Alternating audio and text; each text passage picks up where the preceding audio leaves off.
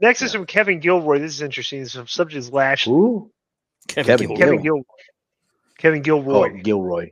All right. Hey, K100. Like to know about what you guys think of WWE's booking of Bobby Lashley. To me, it's just strange. He's a legitimate machine. He can wrestle good matches. He's over big time with the fans. Yet WWE seems to have him stuck in the mid card. Plus, his faction fans still don't even have a name, and they seem to do jobs more often than not. Why Roman Reigns versus Bobby Lashley hasn't happened, I just don't know. I did hear a while back that Lashley was considered to be one of Vince's boys. Do you think this booking is happening to maybe phase out Vince's WWE creative? I don't know, but they're in a no man's land with him booking wise because I think they wanted to be heels, but the crowd's cheering him and the street profits and they're still doing heel stuff, which to me is telling the promotion, okay, look, we don't want to boo these guys. Let's make the baby faces. Just have them, have them go, perfect spot for Lashley. Those guys against the Imperium guys. Bobby Lashley against Gunther. That is a marquee matchup. Yeah. And and a threat to like Gunther losing the titles. And you got all the other pieces, the tag matches you could do. Like, bro, you could do some good TV with those guys. Plus, it's the far right Europeans against three black guys. So there'd be racial undertones in that too, probably, right? Yeah. Now this guy had said that. I mean, but subliminally, that's what people would be thinking, right? Maybe that's why they don't do it. I don't know. So this guy Kevin Gilroy, he's saying that Bobby's stuck in mid card. Hey, he's stuck in mid card, but he's really stuck in nowhere. He's not even in mid card. I don't understand why they put him. That would be another big name that you could put into the mix with all these other guys, and he'd be believable. The pedigree, the amateur wrestling, the MMA, the look, everything, the name. I don't understand why they're not doing anything with him. I don't think he's one of Vince's boys, and they're trying to dephase him out because Bobby isn't a guy that is political or causes problems. He's very professional. Next, this is an interesting one because it immediately got me thinking here. Forrester Grillo, subject is LA versus CM.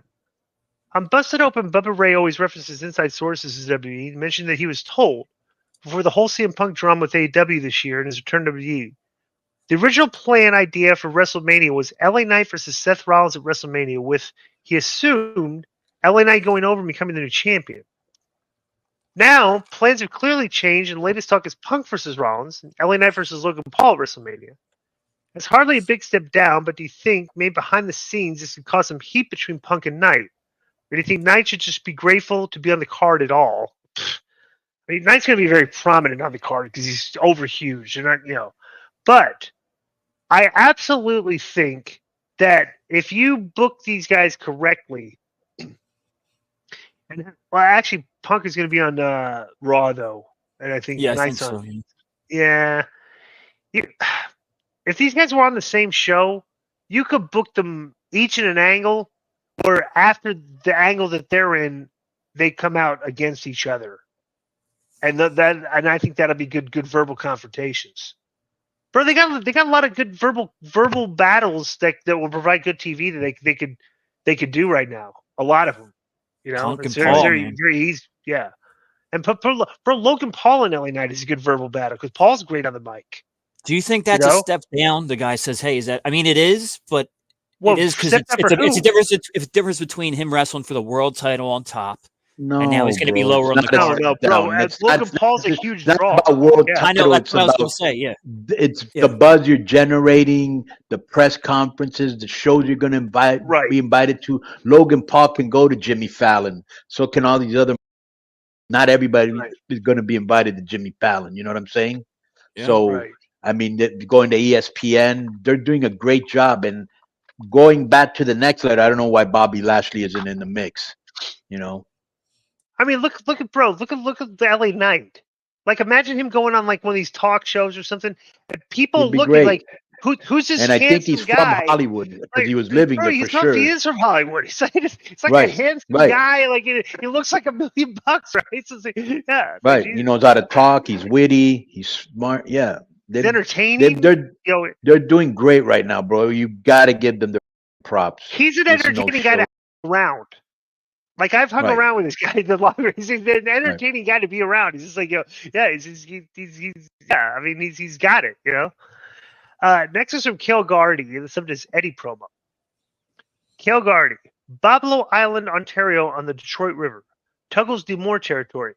Yes, dripping pizza and pizza crust and ranch Caesar. Okay, wait. Can you go back to the first thing? Babbo. I think it's Bablo Island, Ontario. I guess Bablo Island's in Ontario, Canada, on the Detroit River, Tuggles D'Amour territory. That's what it says. No, I think Boblo. I think what he's referring to is Boblo. Yeah. Okay. Let me go back. This is an old story that I told, where this guy in Detroit that trains wrestlers, and his name is, I think, Boblo, okay, or Bobo.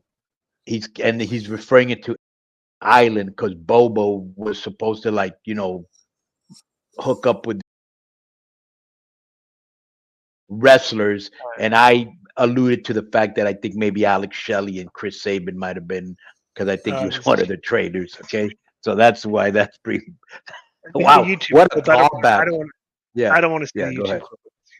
Hey, DIK Dog and Feeney, let me just say off the bat, Conan, get your kazoo ready. Disco, your thoughts and insights on the business today are truly on spot. Between you and Bischoff, I cannot agree with you more and could listen to both of you talk about the business forever. The wrestling business is definitely a loss without the two of you in it. The link I've attached is from a promo Eddie and Lesnar had during their feud in the early mid-2000s. I came across it recently and didn't remember it at all. Just how great Eddie was on the mic. He made it seem like he was shooting, seemed so real, and sure was to him, and that's why he came across to us that way too. Had Conan ever seen it before? Does he remember it from the time? It's truly an incredible promo. Eddie was amazing. I teared up a bit seeing it. What are you guys' thoughts? Thanks, guys. Your podcast gets me through the week. Keep Hugo and the other guy keep the other guy for the Lucha Minute. They're great. They know what they're talking about. Snowflake that was booted off. I can't remember his name. P.S. Finney, what you got in response to Conan at the end of the show each week has major heat with me. K-Dog, how have you not picked up on it? Play the clip. I want to see his promo. Okay.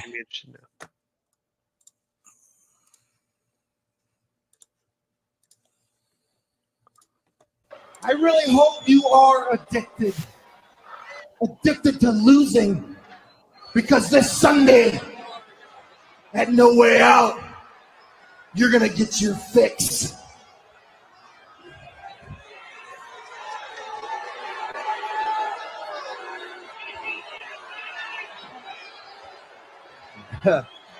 First of all, Jose, I got to give it to you, man. That was pretty good.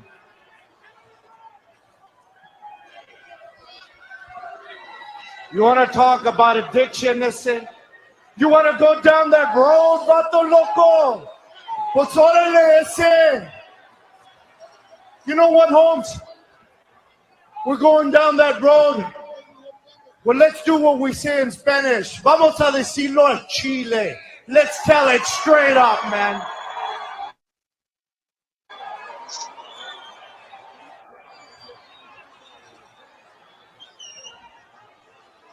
The truth is, Brock, I am an addict. See, Brock, about 3 years ago, Holmes, in Minneapolis, Minnesota, vato, your home state. That's right, vato. In the shower, in the locker room. Oh, man, I was...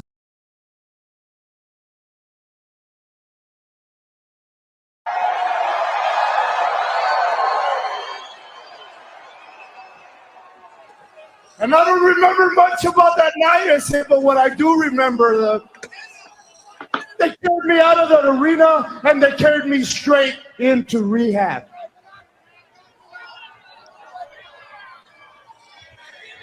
But see, they didn't do that. I did that to myself, vato.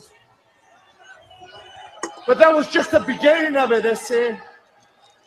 Because see, through all that time, bro, through all those 3 years, not only did I wind up losing my job, I lost my wife, I lost my kids,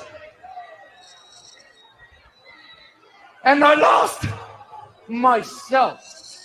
I lost my spirit. I disgraced my race. I disgraced my family, and I disgraced myself. But you know what, Brock? I came to a point in my life, I came to a point where it was do or die, Holmes. I had to make a decision. Do or die. And you know what I did? Because I'm here right now. Day by day, by the grace of God, I have earned my way back into this ring, man.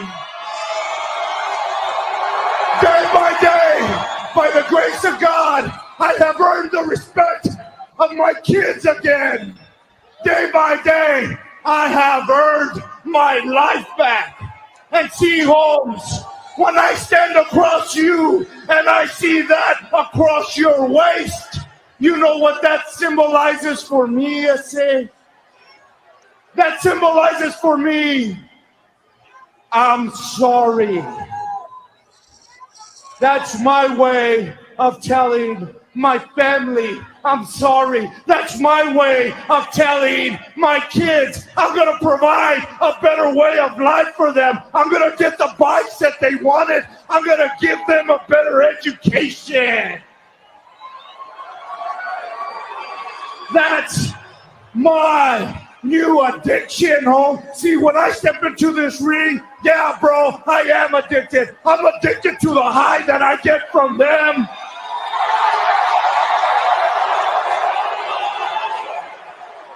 I'm addicted to the high that I get when I go home and I tell my family, hey, I'm doing it.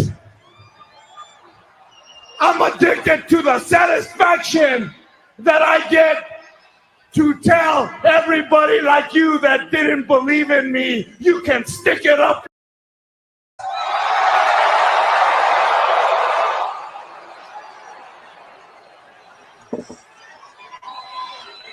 I'm addicted to the do or die feeling, Holmes, that I'm going to have this Sunday night at No Way Out, because you know as well as I do, Holmes, oh, what a high it is when we're in here, brother. See, but the difference between me and you, bro, is that I'm an addict and I'll do anything and run over anybody that it's going to take to get that around my waist and get my high at No Way Out and become the WWE champion.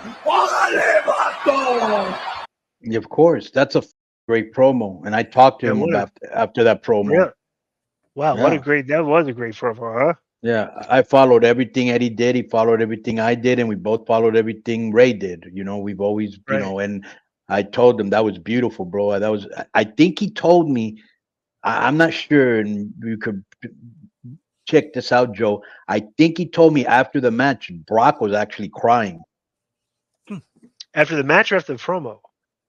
After the promo, like, you know. After the promo. In the backstage. Yeah, Brock looked like he was getting emotional when he was talking to him.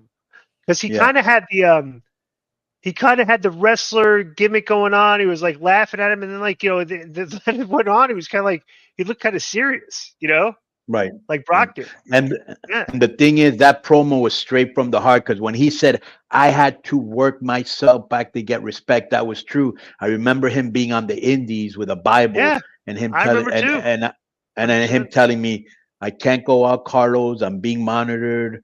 I want to go back to WWE. I have to be good." So he had to work he had to get that respect back, which isn't easy, as you know. Let me give you a story. So Madden tells me this story, right? And you know, him and Eddie had a good relationship. Eddie liked him, and he liked Eddie. I didn't know that. Yeah. So they were in when Eddie was doing his trying to come back, right? Right. He did an indie show in Pittsburgh, right? Right. And he he pulled Madden aside and said, "Hey, I tried, I want watch," because Eddie was trying to get back. Like Eddie was lacking confidence. He wanted to know if he was like good enough to come back yet. So he said, "Hey, I want you to watch my match." And stuff. So like he watched his match. He comes in with, "What did you think?" And Madden was like, "Yeah, it was great." And Eddie was getting mad at Madden because he didn't think Madden was being honest and telling him he looked great out there. Eddie was like that. Eddie was. He was like he was right. Yeah. Story. Yeah. Right. Yeah. He was so I would tell him, bro, that's a great match. No, we could have done this, but we could. Bro, it was a great match. Did you not hear the people? And he was was never good enough. Yeah. Right. Well, he was never good enough. Right. That's crazy. Yeah. So.